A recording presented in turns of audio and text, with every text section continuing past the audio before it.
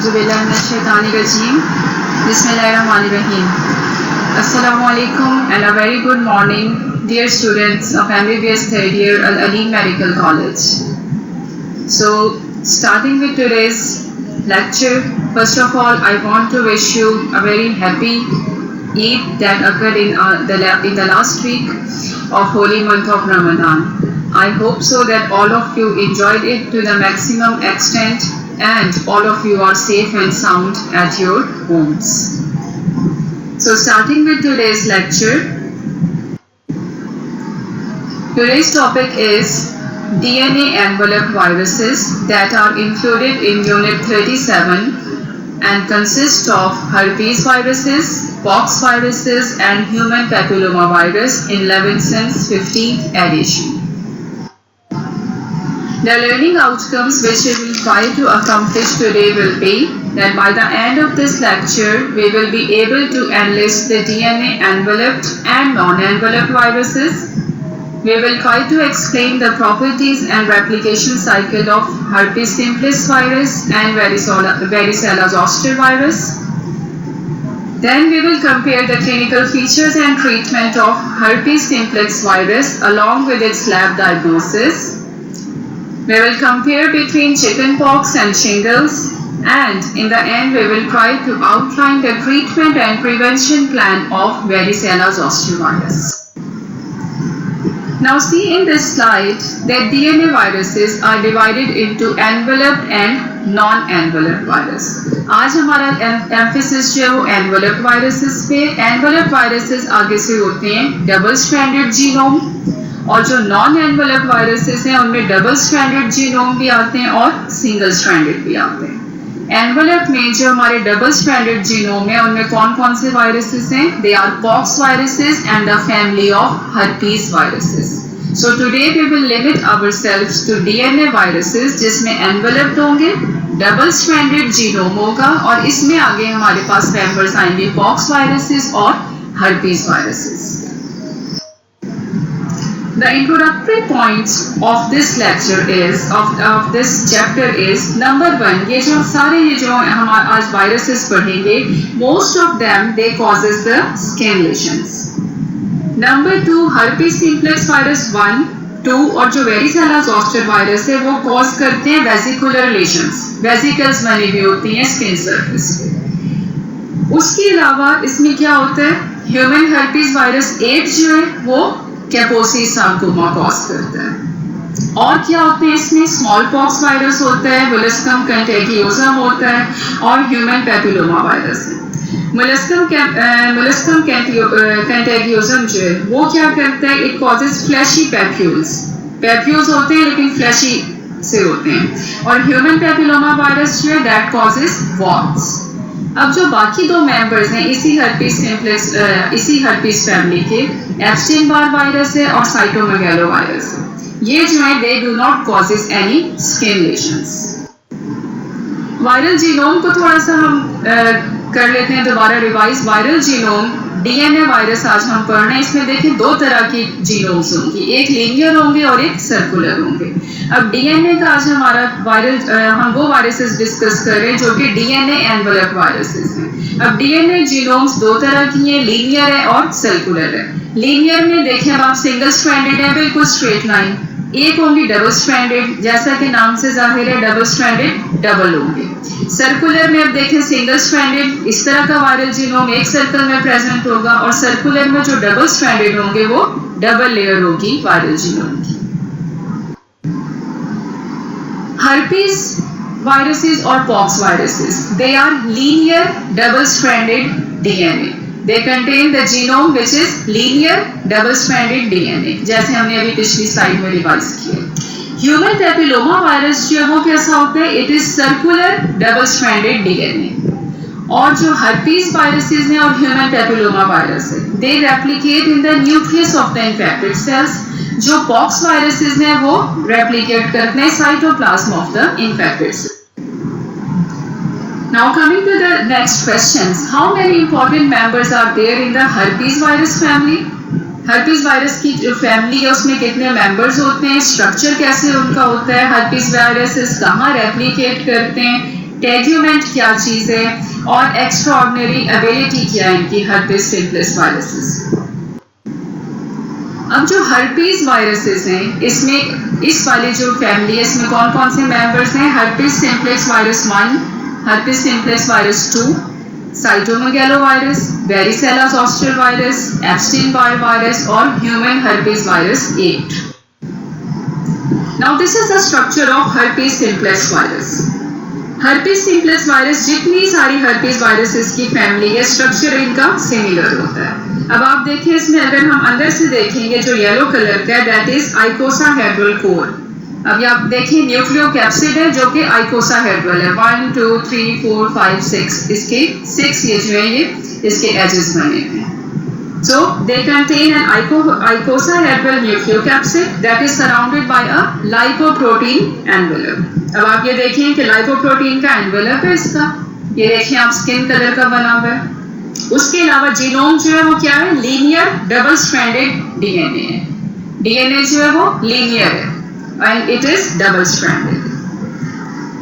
Is it fine? अच्छा एक चीज यहाँ आप देख लें, टेग्यूमेंट। ये टेग्यूमेंट देखिए, टेग्यूमेंट है और जो कि कहाँ पे प्रेजेंट है? न्यूक्लियोकैप्सिड और एनवेलप के दरमियान ये टेग्यूमेंट है। डार्क ब्राउन कलर की लेफ्ट साइड पे देखें मार्क हुई है। टेग्यूमेंट का जिक्र आगे आएगा।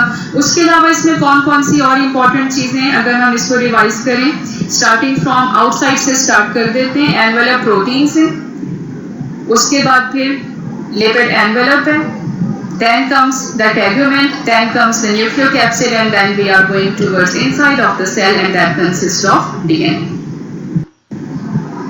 DNA viruses, to revise them, icosahedral होगा nucleocapsid surrounded by an envelope, double stranded DNA होगा। अच्छा इसके अंदर कोई बायोन पॉलीमरेज नहीं होता and they are larger size, 120 to 200 nanometre होते हैं। Second in size to pox viruses, सबसे बड़े पॉक्स वायरस होंगे और नंबर 2 पे ये herpes virus family uh.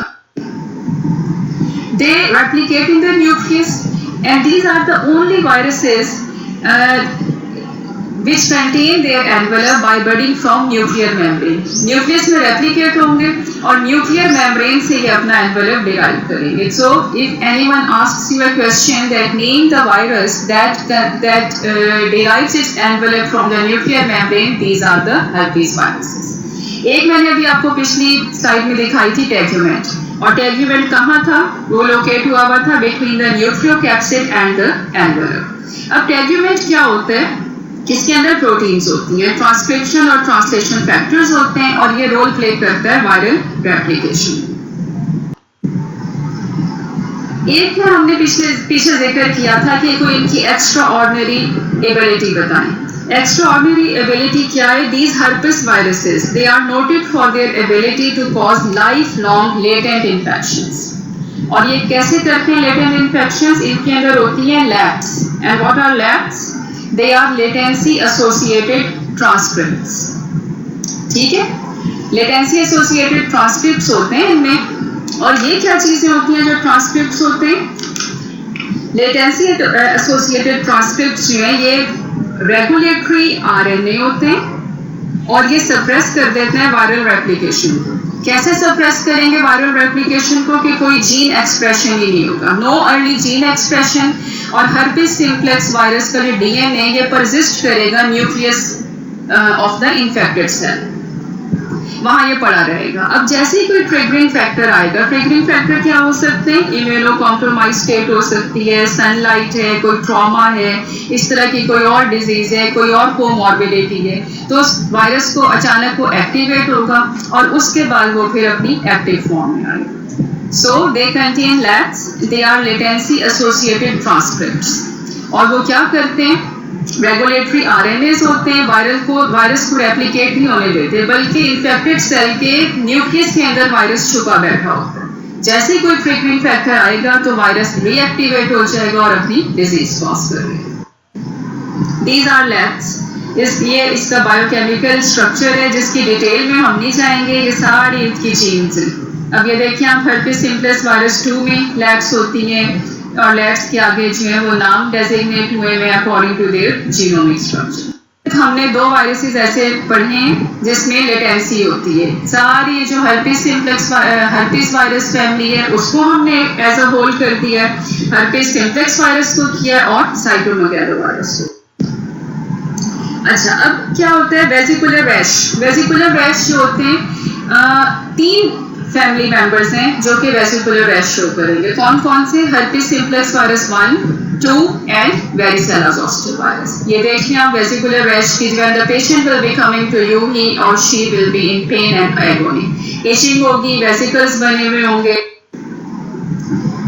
The next question is what are multinucleated giant cells? अब इनमें ये होता है कि ये मल्टीन्यूक्लिएटेड जाइंट सेल्स बनाते हैं। कौन कौन से ऐसे इसके मेंबर्स हैं जो मल्टीन्यूक्लिएटेड जाइंट सेल्स बनाएंगे? Again these are herpes simplex virus 1 and 2, then cytomegalo virus और varicella zoster virus. Multinucleated giant cells को हम जिम्सा पे स्टेन करेंगे और माइक्रोस्कोपिकली देखेंगे। अब आप ये देख लें कि जाइंट सेल्स बने हुए हैं और इनके अंदर मल्टीन्यूक्लाई है। इसको कहते हैं हम ज़ैंक स्मीयर। टी साइलेंट होता है, ZANCK is the spelling, so Tzanck smear. If somebody asks you कि what is a Tzanck smear, you can say कि हम ये जो वेसिकुलर लेशंस हैं वो लेंगे माइक्रोस्कोप और उसको फिर जिम्सा स्टेन करेंगे, उसको अंडर द माइक्रोस्कोप जब देखेंगे तो मल्टीन्यूक्लिएटेड जाइंट सेल्स आएंगे और ये 4 वायरसेस जो हैं they are known to produce multinucleated giant cells. कौन कौन से? Herpes simplex virus 1, 2, cytomegalo and varicella zoster. So coming to the next point, there are 3 categories of herpes viruses. एक होते हैं अल्फा, एक है beta and the third one are gamma. Alpha में कौन कौन से आते हैं? हर्पिस सिम्प्लेक्स वायरस 1 and 2 और वेरिसेला जोस्टर वायरस। कहाँ किसको इन्फेक्ट करते हैं? एपिथेलियल सेल्स को। और कहाँ जाके छुप के बैठ जाते हैं? They causes latent infections in the neurons. Beta viruses कौन से होते हैं? They are cytomegalo virus and human herpes virus 6 और ये these infect a variety of tissues. एक होते हैं हमारे पास गैमा। गैमा में कौन कौन से आते हैं? Epstein Barr virus, human herpes virus 8 और ये छुप के बैठते हैं लिम्फोइड टिश्यूज में और उनको इन्फेक्ट करते हैं। Name cancer causing viruses. So in this family there are 2 cancer causing viruses. Epstein-Barr virus, that is a causative agent of Burkitt's lymphoma or nasopharyngeal carcinoma in the first picture, and human herpes virus 8, that is the leading cause of Kaposi sarcoma in the patients of AIDS. AIDS के जो patient होंगे उनमें अगर कोई cancer causing organism है, so that is human herpes virus 8. Now coming to the herpes simplex viruses.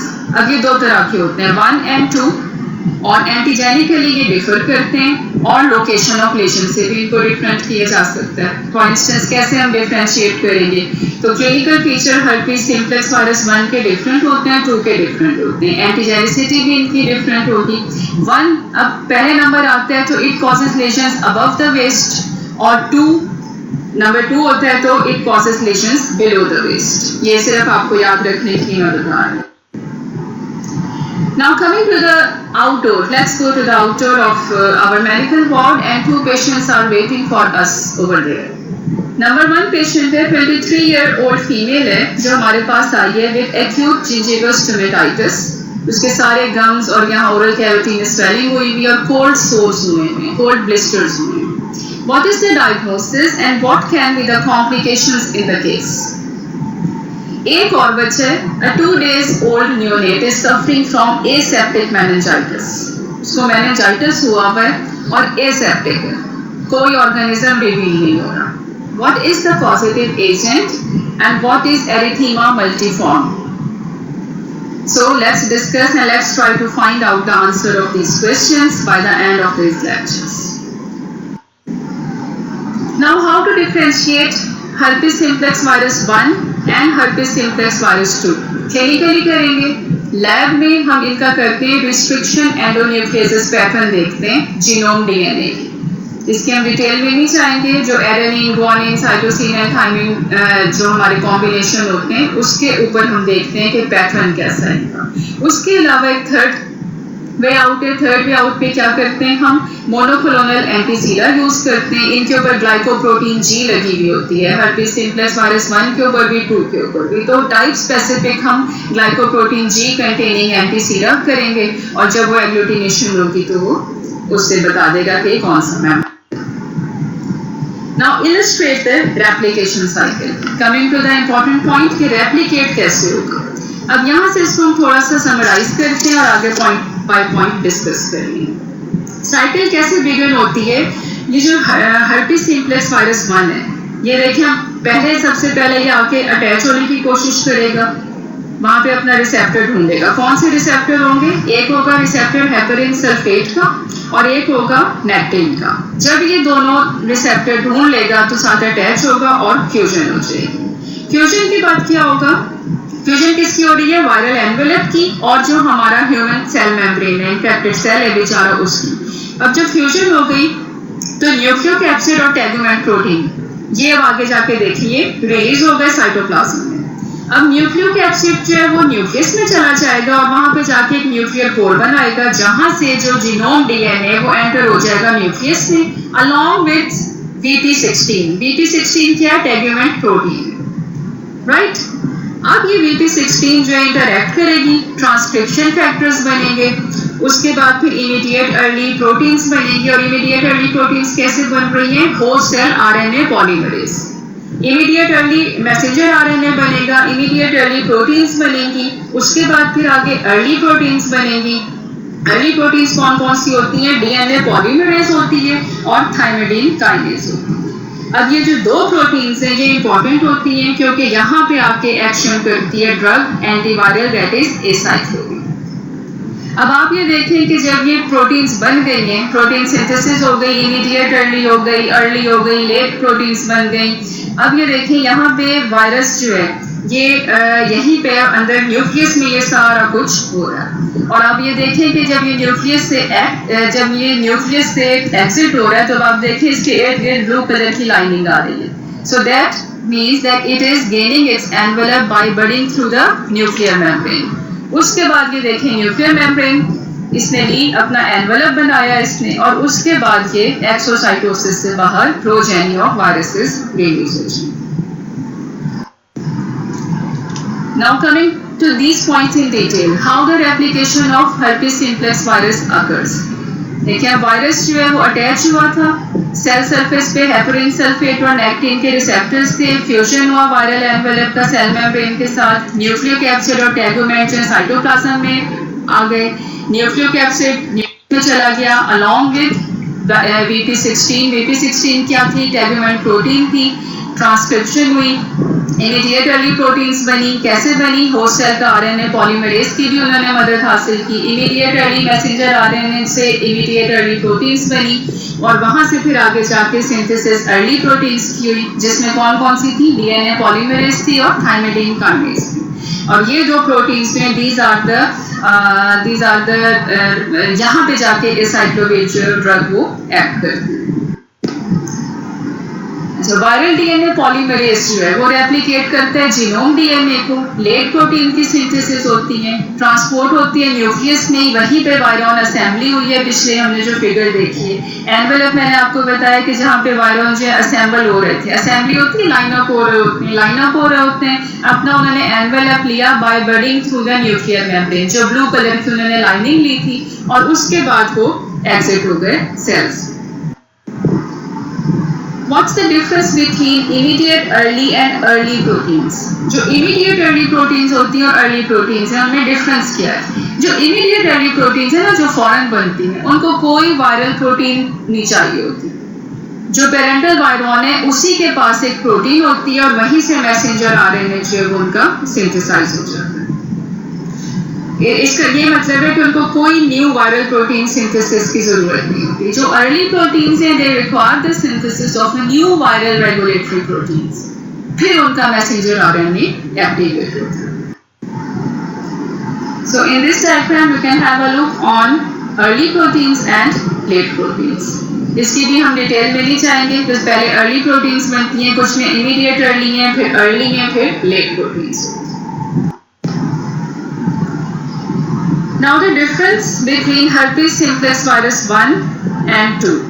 अब ये किस तरह करेंगे हम कि दो पेशेंट्स हमारे पास आए हैं, एक को इन्फेक्शन हुई भी है herpes simplex virus 1 से, दूसरा है infected by herpes simplex virus 2. herpes simplex virus 1 जो है वो कैसे कैच होता है? Bye saliva. फेस पे ज्यादा लीशंस होती हैं, लिप्स पे होती हैं, ओरल कैविटी में हो सकती हैं, स्किन में वेसिकुलर लीशंस होंगी above the waist. Gingivostomatitis, inflammation of the gums, gingivostomatitis, ये जो सारे होंठ हैं ये सारे जो है यहाँ पे वेसिकल्स होंगे. केराटोकंजक्टिवाइटिस, ठीक है, कंजक्टिवा में भी affected, encephalitis and dissemination to viscera in low immunity people. तो herpes simplex virus 1 का जो पेशेंट है उसकी कुछ इस तरह की हिस्ट्री होगी.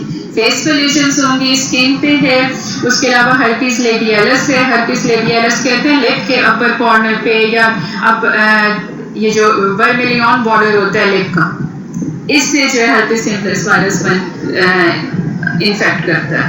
जिंजीवा स्टोमेटाइटिस आ गया, कंजक्टिवाइटिस है, या फिर डिसेमिनेशन टू विसरा है लो इम्यूनिटी पीपल में, और एनकेफेलाइटिस. herpes simplex virus 2 वो सेक्सुअली कांटेक्ट से अक्वायर करते हैं, जेनिटल एरियाज में लीशंस होंगे, वेसिकुलर लीशंस होंगे एंड बिलो द वेस्ट. और जो बाकी हमने चीजें देखी है ना इसमें, जो herpes simplex virus 1 पेशेंट में थी, जिंजीवा स्टोमेटाइटिस भी वहाँ पे रेयर होता है, conjunctivitis, encephalitis and dissemination to viscera is rare in patient 2. Now coming to the pathogenesis and immunity, आपने तीन चीजें याद रखनी है, हम तीन एस्पेक्ट्स में हम ये डिस्कस करेंगे. गैंग्लिया एक तो हमने याद रखने, एक कुछ वेसिकल्स हैं और एक मल्टीन्यूक्लिएटेड जॉइंट सेल्स हैं. तो अगर हम ये तीन ब्रॉड टर्म्स को याद रखें, so we can recall and we can explain the pathogenesis. Ganglia, vesicles and multinucleated joint cells. इसको हम जी भी कर सकते हैं, इसको हम एब्रिविएशन कर सकते हैं, GVM भी कर सकते हैं, डिपेंडिंग अपॉन के हमें याद रह जाए. गैंग्लिया थे, फिर कुछ वेसिकल्स बन रहे थे और फिर multinucleated joint cells. Now see, virus replicate करेगा स्किन में और म्यूकस मेम्ब्रेन्स में जहां पे भी इंफेक्शन हुई है, और माइग्रेट कर जाएगा न्यूरॉन्स. न्यूरॉन्स में कैसे माइग्रेट करेगा? रेट्रोग्रेड एक्सोनल फ्लो होगा. अब ये लेटेंट हो जाएगा sensory ganglion cells. herpes simplex virus 1 का जो है वो कहाँ पे लेटेंट होगा? ट्राइजेमिनल गैंग्लिया में, जबकि जो herpes simplex virus 2 का है वो कहाँ पे छुप के बैठ जाएगा? लंबर और सेक्रल गैंग्लिया. अब ये लेटेंसी में क्या होता है? वायरल डीएनए जो है वो साइटोप्लाज्म में बैठा होता है. It is not integrated into nuclear DNA of the cell, बल्कि ये साइटोप्लाज्म में छुपा बैठा होगा. अब रीएक्टिवेशन कैसे होगी? अभी तक तो ये छुपा बैठा था, इसको कैसे पता चलेगा कि मैंने रीएक्टिवेट होना है? कौन से ऐसे फैक्टर्स होंगे? We discussed it shortly before. अभी हमने बताया है सनलाइट हो गई, एक्सेसिव सनलाइट एक्सपोजर है, कोई हार्मोनल चेंजेस हैं, ट्रॉमा है, स्ट्रेस है, फीवर है, लो इम्यूनिटी है. यहीं पे मैं आपको दो क्लिनिकल केसेस बता दूं. One of my friend who is suffering from immunocompromised disease, SLE, systemic lupus erythematosus. उनको एक दफा बहुत ज़्यादा ये रीएक्टिवेशन हो गई थी, इसी वजह से कि उनकी इम्यूनिटी लो हो गई थी. और आपको एक इंटरेस्टिंग बात बताऊं, जब कोई एग्जाम्स होते हैं, जिन लोगों को भी ये होता है ना, herpes simplex 1 हो या 2 हो, कोई एग्जाम्स हो, कोई घर में साइकोलॉजिकल फैक्टर हो, घर में टेंशन हो, आपकी किसी से लड़ाई हुई भी हो, इमोशनल डिस्टर्बेंस हो, साइकोलॉजिकल डिस्टर्बेंसेस हो, आपकी जॉब का मसला, and so on and so fourth, believe me they reactivate. वो रीएक्टिवेट हो जाते हैं क्योंकि उस वक्त लो इम्यूनिटी हुई भी होती है, साइकोलॉजिकली आप डिस्टर्ब होते हैं, आपका खाना पीना अच्छा नहीं चल रहा होता है, whatever the causes are. So reactivation के there is a long list of reactivation. Virus जो छुपा बैठा हुआ था सेंसरी गैंग्लियन में, चाहे वो ट्राइजेमिनल थे, लंबर थे, सेक्रल थे, उनको पता चल गया कि अब रीएक्टिवेट हो. Now the patient will be coming to you with the vesicles, चाहे herpes simplex virus 1 patient 1 था या patient 2 था. Serous fluid होगा vesicles में, virus particles होंगे और cell debris होगा. And they form multinucleated giant cells. Multinucleated giant cells अभी हमने बता दिया, Zenk smear पे देखते हैं under the microscope और जिम्सा से स्टेन करते हैं. Immunity type specific होती है. And there is some cross protection. Cross protection का क्या मतलब है कि अगर किसी पेशेंट को हर्पिस सिम्प्लेक्स वायरस 1 के खिलाफ उसके अंदर एंटीबॉडीज हैं तो वो थोड़ा बहुत हर्पिस सिम्प्लेक्स वायरस 2 से भी फाइट कर लेगा, लेकिन इम्यूनिटी इनकम्प्लीट होती है, री इन्फेक्शन भी इनको होती रहती है और रीएक्टिवेशन भी होती रहती है डिजीज की। सेल मीडिएटेड इम्यूनिटी जो है that is important in limiting herpes virus. Now coming to the pathogenesis, एक इसको हम समराइज कर लेते हैं। देखिए लेफ्ट साइड पे इनिशियल साइट ऑफ इन्फेक्शन हुआ, वहां पे वो रेप्लिकेट हुआ, उसके बाद माइग्रेट हुआ न्यूरॉन्स में, सेंसरी गैंग्लिया में जाके छुप के बैठ गया और लेटेंट फेज में बैठा रहा। जैसे ही रीएक्टिवेशन हुई, तो रीएक्टिवेशन कैसे हुई? Ultraviolet light, fever, trauma, stress, hormonal changes, pregnancy, immuno compromise state, chemotherapy, radiotherapy, organ transplant, anything, उसको पता चल गया कि मैंने रीएक्टिवेट होना है और अब मैंने एक्टिवली इन्वॉल्व हो जाना। Summarizing these points, herpes simplex virus establish करता है प्राइमरी इन्फेक्शन को, सेंसरी नर्व टर्मिनल्स में एंटर हो जाता है by retrograde axonal transport, ganglion में जाके बैठ जाता है, लेटेंसी वहाँ एस्टेब्लिश करता है। जैसे कोई ट्रिगरिंग फैक्टर आएगा रीएक्टिवेशन हो जाएगी वायरसेस की, वहाँ से एपिडर्मिस में और डर्मल जंक्शंस में पहुंचेगा और फिर दोबारा से recurrent infections in the form of vesicles eruption करते हैं। Now coming to the clinical findings, gingival stomatitis जो हमारे पास पेशेंट 1 आया था आज आउटडोर में, gingival stomatitis चिल्ड्रन में ज्यादा होता है, फीवर होगा उनको, इरिटेबिलिटी है, वेसिकुलर लीजन्स होंगे mouth. Fever, irritability, malaise, these are the non-specific signs and symptoms of any viral disease. Herpes labialis भी हो सकता है, इसमें क्या होता है, इनको हम कहते हैं फीवर ब्लिस्टर्स या कोल्ड सोर्स कहते हैं, और ये जो होंगे ये म्यूकोकुटेनियस जंक्शन होंगे लिप्स पे और नोज पे स्पेसिफिकली होते हैं। केराटोकंजंक्टिवाइटिस है, एनकेफेलाइटिस है। एनकेफेलाइटिस में क्या होगा, फीवर है, हेडेक, नोजिया, वॉमिटिंग, सीजर्स हो सकते हैं, ऑल्टर्ड मेंटल स्टेटस है जिसमें ग्लासगो स्केल GCS जो होगा that will B that is not 15/15, और एनकेफेलाइटिस को आप GCS से भी वहाँ पे देख लेंगे।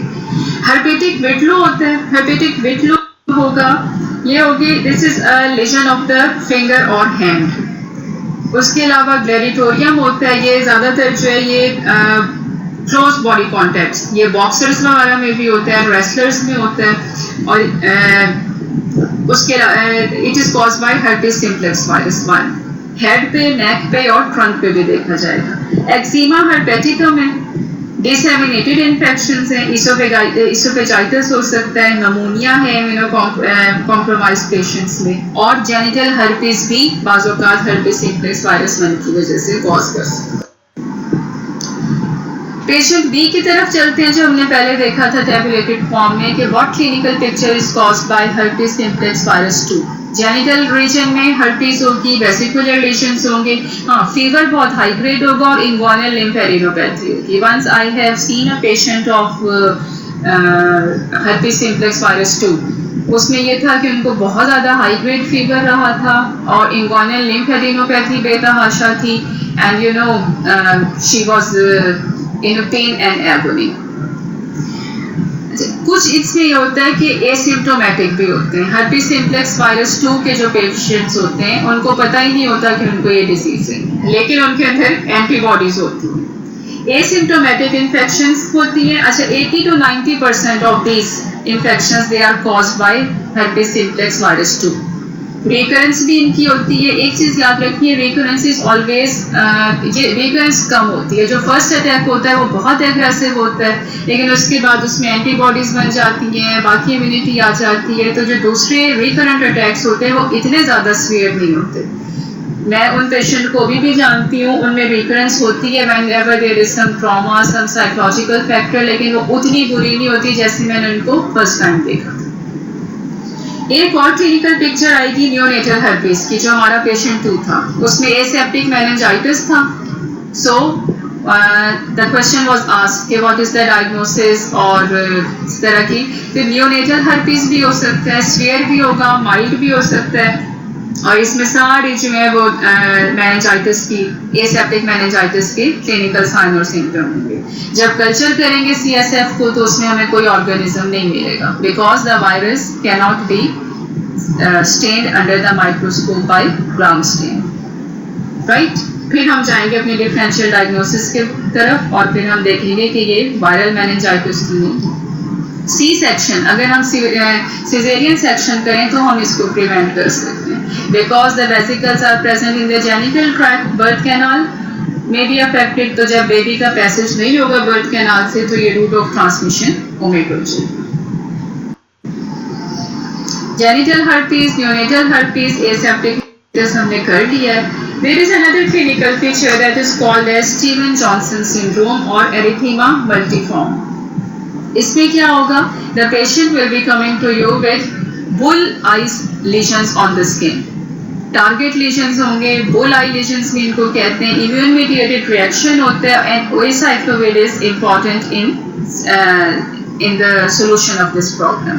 अब ये जो स्टीवन जॉनसन सिंड्रोम है, एरिथीमा मल्टीफॉर्म, ये 3 और माइक्रो ऑर्गेनिज्म से बिकॉज होता है। And what are those? They are Mycoplasma pneumoniae, hepatitis B and hepatitis C. एक इसकी फॉर्म होती है एरिथीमा मल्टीफॉर्म मेजर, जिसमें क्या होगा? Fever, erosive lesions and skin lesions will be there. So is it clear? Neonatal herpes मैंने आपको थोड़ा सा बताया है, इसमें हम देख लेते हैं, थोड़ा सा मैं आपको और इलस्ट्रेट कर देती हूँ। ये हर्पीज सिम्प्लिस वायरस 2 जो है वो बर्थ कैनाल में एसिम्प्टोमेटिक शेडिंग हो सकती है और ड्यूरिंग बर्थ वो इन्फेक्ट करेगा बेबी को। वो ऐसी खवातीन जिनके अंदर primary herpes simplex virus 2 3rd trimester में हुआ, उनका हाईएस्ट रेट होता है क्योंकि वहाँ पे वो एक्टिव फॉर्म में होता है। न्यूनेटल हर्पीज जो है स्फीयर डिजीज का मतलब ये होगा एंकेफेलाइटिस है या डिसएमिनेटेड है, इंटरनल ऑर्गन्स भी इन्वॉल्व हो सकते हैं या माइल्ड लोकल लीजन्स हो सकती हैं, उनमें स्किन है, आई है और mouth. Coming to the lab diagnosis, that will be the final point in herpes viruses group. Lab diagnosis किस तरह करेंगे? सैंपल्स कौन कौन से लेंगे? अभी तक हमने सारे इनके क्लिनिकल फीचर्स देख लिए। So tomorrow you are going to brainstorm, बल्कि आज ही आप इसको ब्रेनस्टॉर्म करेंगे और कल मैं देख लेंगे, इससे हम स्टार्ट करेंगे लेक्चर के सैंपल्स कौन से लिए आपने। Viral culture, we will put the viral culture and cytopathic effect can be seen in 1 to 3 days। ELISA कर सकते हैं हम। And what is ELISA? That is enzyme linked immunosorbent assay। Skin lesion से vesicular fluid लेंगे और हम इसका DFA करेंगे। Now what is DFA? That is direct fluorescent antibody test। Giemsa stain करके जैंक स्मीयर बनाएंगे और जैंक स्मीयर में हम ये देखेंगे picture that is multinucleated giant cells. PCR कर सकते हैं, पॉलीमरेज चेन रिएक्शन और सीरोलॉजिकल टेस्ट कर सकते हैं जिसमें हम एंटीबॉडी राइज देखेंगे primary infection. Treatment consist of acyclovir and penciclovir, लेकिन इनका लेटेंट स्टेट पे कोई इफेक्ट नहीं होता। जब उसने ये कहते हैं, now there are 2 schools of thoughts। What I have personally seen in my cases और a few patients की उनको रिएक्टिवेशन भी होती है, चाहे वो प्रोफाइलेक्टिकली भी ये ड्रग लेते रहें तब भी रिएक्टिवेशन, जब हार्मोनल इम्बैलेंस होगा, कोई प्रेगनेंसी है, कोई ट्रॉमा है, कोई और कोमॉर्बिडिटी है, तो वो रिकरेंट आएगी और लेटेंट स्टेज के ऊपर ये कोई असर नहीं डालता। You have to brainstorm that what prophylactic actions can we take, how could we prevent this disease to Coming to the specific clinical features, patient हमारे पास आया encephalitis, you are going to prescribe acyclovir। While a patient is coming with eye infections, तो ट्राइफ्लोरिडीन हम prescribe कर सकते हैं। Herpes लेबियालिस में पेनसाइक्लोविर भी effective है और ऑइंटमेंट एसाइक्लोविर की भी इफेक्टिव है। जेनिटल हर्पीज में valacyclovir and penciclovir are the recommended drugs of choice. आप ये देख लीजिए क्या था? Malaise, fever, itchy papulo vesicular rash थे ट्रंक पे, एक्सट्रीमिटीज पे और फेस पे भी हमें नजर आ रहा है। So the diagnosis is chicken pox that is caused by varicella zoster virus। अब जो chicken pox है, varicella is the primary disease that is called as chicken pox and zoster या shingle is the recurrent form। इसका मतलब है अगर एक patient को चिकन पॉक्स हो गया और खुदा ना खास्ता कुछ अरसे बाद जाके दोबारा उसमें रिकरेंस होती है, so that will be zoster and that will be more aggressive, ज़्यादा एरिया इन्वॉल्व होगा और मोर एग्रेसिव होगा। एंटीजेनिकली डिफरेंट होते हैं ये, इसकी एक ही सीरोटाइप है और रेस्पिरेटरी ड्रॉपलेट से ये स्प्रेड होगी, बाय डायरेक्ट कांटेक्ट भी हो सकती है, वायरस होंगे वेसिकल्स में, चिल्ड्रन ज़्यादा इन्वॉल्व होते हैं और हॉस्पिटल एक्वायर्ड भी ये होते हैं। इम्यूनोकॉम्प्रोमाइज पेशेंट्स में होंगे, हॉस्पिटल एक्वायर्ड इन्फेक्शन में होंगे, चिल्ड्रन जो है स्कूल्स वगैरह से ज़्यादा कैरी करके आते हैं। By the way, when I was in class 2 at Pakistan International School, Riyadh, Saudi Arabia, so I contacted chickenpox. अभी भी मुझे याद है, फिर मुझे आराम से छुट्टी मिली थी, घर रही थी मैं, लेकिन उससे हुआ क्या था, मेरे छोटे भाई को भी हो गया था और फिर मेरी अम्मी को भी हुआ था मेरे से। So this is how you carry, you acquire chickenpox and how you can transmit it to your caretakers and other home members. Pathogenesis क्या होगी चिकन पॉक्स की? अपर रेस्पिरेटरी ट्रैक्ट से ये इन्वॉल्व होगा, रेस्पिरेटरी ड्रॉपलेट से होता है, upper respiratory tract involve होगा, उसके बाद ब्लड से ये स्किन में चला जाएगा, जहाँ पे टिपिकल वेसिकुलर रैश होंगे, सेंसरी न्यूरॉन्स को अफेक्ट करेगा जाके, डॉर्सल रूट गैंग्लिया में लेटेंसी होगी, वेरिसेला ज़ॉस्टर वायरस का भी डीएनए जो that is located in the nucleus, ये वहाँ पे nucleus of the affected cell में लोकेट होगा। ट्रॉमा और ट्रिगरिंग फैक्टर से अगेन इसकी रिकरेंस हो सकती है, नर्व पेन बहुत ज़्यादा सीवियर होती है इसमें, इम्यूनिटी इसकी लाइफ लॉन्ग होती है। Now see number 1, varicella zoster reactivation, अगर रीएक्टिवेशन हो रही है डॉर्सल रूट गैंग्लिया की, जहाँ पे छुपे हुए बैठे थे लेटेंसी पीरियड में, नर्व टर्मिनल से ट्रेवल डाउन हुए, एपिडर्मिस में हुए और फिर देन द रैश अपीयर। इस पिक्चर को अगर हम देखें तो लेफ्ट साइड पे वेरिसेला है, that is the primary disease of the chicken pox. बात ये देखिए ये वहाँ पे सारा अफेक्ट किया इसने और उसके बाद लेटेंसी पीरियड में डॉर्सल रूट गैंग्लिया में जाके बैठ गए, जब यहाँ पे रीएक्टिवेशन होगी, कोई ट्रिगरिंग फैक्टर आएगा तो ज़ॉस्टर हो जाएगा, और ज़ॉस्टर क्या होगा, that is reactivated skin infection, ये खास डर्माटोम के रूट पे होगी और ये बहुत ज़्यादा सीवियर होती है। अब आप देखिए वेरिसेला जो है ये ऑल ओवर थी, फॉर इंस्टेंस ट्रंक पे थी, एक्सट्रीमिटीज पे थी और थोड़ा बहुत फेस भी इन्वॉल्व था पिछली पिक्चर में। ज़ॉस्टर जो है एक स्पेसिफिक जो है ना ये नर्व रूट उसको ये फॉलो करेगी। अब इसमें पार्ट बी देख लेते हैं, इसकी जो एप्लीकेशन है that is very much similar to herpes simplex.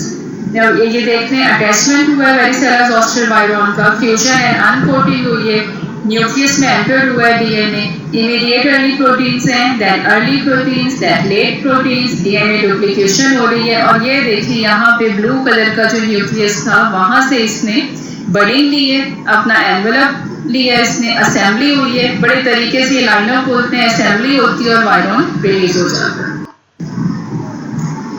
What is the difference between varicella and zoster? Incubation period varicella chickenpox का 14 to 21 days है. The patient or the child will present to you with fever, malaise and tephilovesicular rash that will be started from the trunk and continue towards the heads and limb. Crust होगा वहाँ पे, lesions का itching बहुत ज़्यादा होगी. Pneumonia and encephalitis are the complications that the patient may suffer from. उसके अलावा race syndrome होता है। रेस सिंड्रोम में क्या होगा, एन्केफेलोपैथी एंड लिवर degeneration. अच्छा, Reye's syndrome is caused by another microorganism and that is named as influenza B. Zoster या shingles, उसमें painful vesicles होंगे, sensory nerve के along ट्रेवल करेगा, हेड और ट्रंक को अफेक्ट करेगा और इसको कहते हैं पोस्ट ज़ॉस्टर न्यूरैल्जिया या पोस्ट हर्पेटिक न्यूरैल्जिया, नमोनिया। ये तीन इसके कॉम्प्लिकेशंस हैं। आई have scene one patient in my life time जिसमें पोस्ट ज़ॉस्टर न्यूरैल्जिया था और वो बहुत ज़्यादा पेन, एवरी सीवियर पेन में इतना पेन होता है कि आपसे कपड़ा भी, हल्का सा कपड़ा भी नहीं आप रख सकते उस नर्व रूट पे। How will you lab diagnose? Samples कौन से लेंगे आप इसमें? These fill in the blanks you have to fill up. Culture कौन सा फैक्ट देखेंगे, स्मीयर कौन सा बनाएंगे, कौन से सेल नज़र आएंगे, किस चीज़ में राइज होगा। PCR टेस्ट ना हम करते हैं, डायरेक्ट फ्लोरेसेंट एंटीबॉडी टेस्ट भी करते हैं, ज़्यादातर इसको क्लिनिकली डायग्नोज करते हैं। ट्रीटमेंट एंड प्रिवेंशन कैसे करेंगे? फॉस्कार्नेट, पैमसाइक्लोविर एंड वेलासाइक्लोविर आर द ड्रग्स। इसमें अब यूएस में क्या होता है, यूएसए में इसकी हमारे पास प्रिवेंशन के लिए वैक्सीन हैं।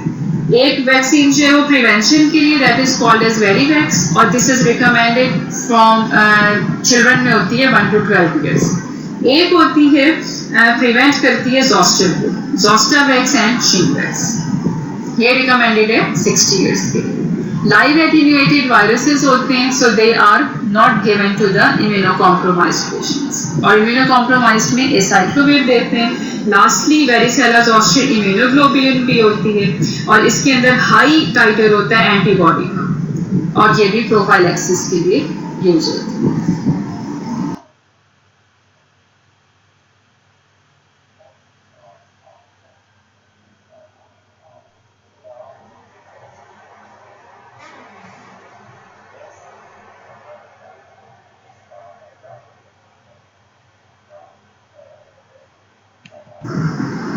So by now we have completed our today's lecture in 40 minutes. Any questions, clarifications and queries related to today's topics, you are most welcome to ask. I will wait for any questions, and our tomorrow's lecture will be on revision and clarification of today's topic, and then we will carry on with cytomegalovirus, Epstein-Barr virus, human herpes virus 8, and I wish you a blissful, enjoyable and healthy day. Okay, Allah Hafiz.